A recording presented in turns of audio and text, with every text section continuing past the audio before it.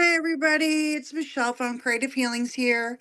And so I'm on my phone, so this should be interesting.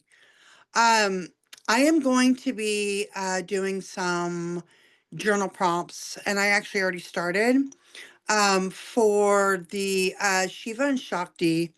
And there's going to be some Kali. We're going to talk about Kali and what she does. We're going to talk about Pavarti, what she does. We're going to talk about Durga, uh, Saraswati. And we're going to talk about the Lakshmi, and just kind of go over what these are, right? And a lot of this is in the Hinduism spiritual aspect of things. So when I came across this, actually my cousin had brought it to my attention, and I was told by my guides that I'm going to be looking into this stuff. So, and apparently right now, a lot of us need to have our feminine and our masculine balanced out. Whether you get it done by a healer or you do this by yourself. I mean, we got to, yeah, we got to start balancing out ourselves. So I'm going to go into this, okay? So Shiva and Shakti, the cosmic balance and the divine union. Okay, so Shiva represents the pure consciousness, the divine masculine, and the still, the infinite, the present behind all creation. Okay, he is often shown meditating or dancing as Nataraja, the lord of the dance, symbolizing how stillness and movement are part of the same force. Shiva is the destroyer, but not in a violent sense. Rather, he dissolves what no longer serves, making way for transformation and rebirth. In his spiritual practice, Shiva is the inner witness, the still point of the awareness within. Now, Shakti is the primordial energy of creation. Okay, the divine feminine in her full, radiant, expressive force. Okay, she is the movement, the emotion, the expression, and the power that animates of all existence. Without Shakti, Shiva is inert. Without Shiva, Shakti is ungrounded. Okay. Together, they form the sacred union of consciousness and energy, the foundation of all life. So the metaphor is, imagine a lamp, okay? Shiva is the bulb, the potential, okay? And Shakti is the electricity, the activation. And only when they are united can the light shine, okay? So that is also working with when we're working with the feminine in ourselves and the masculine with somebody else, right? Or and vice versa, the masculine working in with the feminine with us. But if we're balanced, it's really, really good. It's really good. Kali, the fierce face of liberation. Okay. So Kali is the dark goddess of time, death, and transformation.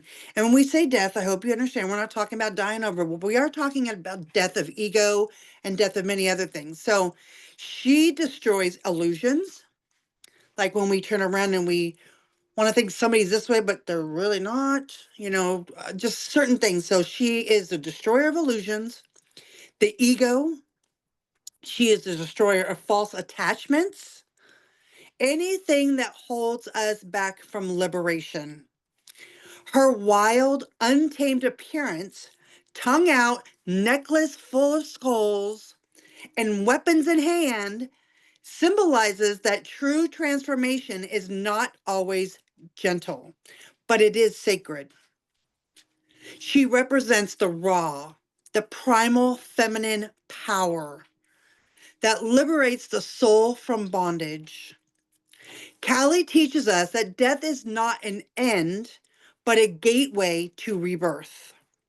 The affirmation for Kali is, I release what no longer serves. I trust in the fire of transformation. Okay. Pavarti. Parvati, the goddess of love, devotion, and the inner journey.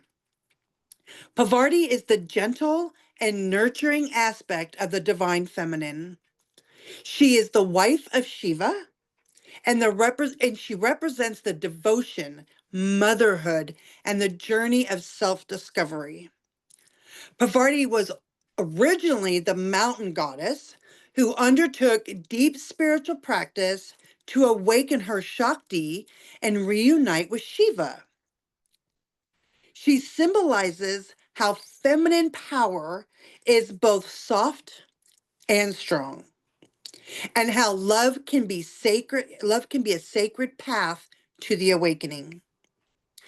The message: Parvati reminds us that inner strength often lies in softness, patience, and devotion. Durga, the warrior goddess of protection. Durga is the fierce, protective mother who rides a lion or a tiger, kind of looks the same, and carries weapons in her many hands, okay? She is the embodiment of divine justice, defeating darkness, ignorance, and chaos. She arose when the gods could not defeat the great demon. She represents the combined power of all the gods in feminine form. Durga reminds us of our inner warrior, the part of us that sets boundaries and fights for truth. The affirmation: I am divinely protected. My power is sacred and fierce. Saraswati, the goddess of wisdom, knowledge, and creative flow. So Saraswati is the goddess of speech, music, art, learning, and inspiration. She wears white, symbolizing purity of the mind and clarity of thought. She is often depicted with a veena, a musical instrument, a book, a rosary, and a swan, showing the integration of intellect, creativity, and spirituality. Saraswati flows like a river, right? Her name is rooted in the word saras, meaning flow, okay? She reminds us to flow with wisdom and express our truth. Lakshmi, the goddess of abundance, beauty, and prosperity. Lakshmi represents spiritual and material wealth, as well as grace, beauty, and good fortune. She is often shown standing or sitting on a lotus, which is my favorite, showering coins from her hands, with the elephants symbolizing royal power and fertility. Lakshmi is not just about money, though. She teaches us that abundance is a state of harmony, flowing when we are aligned with the Dharma, the right action. She is worshipped during Diwali, the festival of lights, to invite abundance and blessings. The affirmation for her is, I am open to receive all forms of divine abundance. So, in summary, the feminine faces of the divine are these goddesses are the archetypes of energy, okay? Not separate from us, but within us. So, Kali, the shadow clearer, okay? Parvati, the devoted heart. The Durga, the protector in fierce strength. Saraswati, the wise and the flowing voice. Lakshmi, the gracious, abundant soul. Shakti, the universal divine feminine. And Shiva, the witnessing consciousness.